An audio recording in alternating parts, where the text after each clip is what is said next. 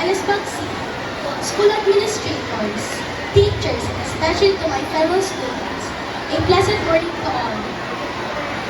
It's been a year since I accepted the challenge of being the president and leading YESO, the Youth for Environment and Schools organization, with the help and cooperation of my fellow officers. Margaret Comilla as our Vice President, Shane Santos as our Secretary, Chelsea Mendoza as our Treasurer, Natalie Averion as our PO, Jaira Kahandap as our Auditor, and Samantha Sutano as our PIO.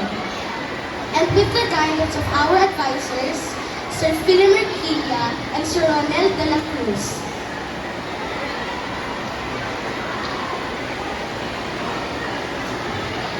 So, to my fellow officers for the school year 2023 to 2024, let us all tap our shoulder and say, we did a great job.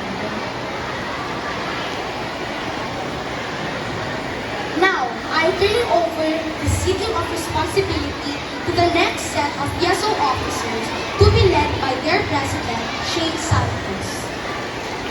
This is the seedling of leadership and dedication, the seedling of personality growth, the seedling of humility, and the seedling of love for nature and the environment.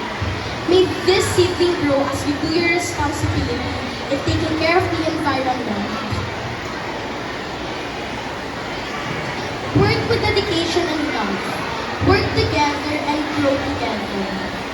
Always remember that we may be the smallest seed today, but we can always be the biggest tree in the future. So let us all act responsible and think sustainable.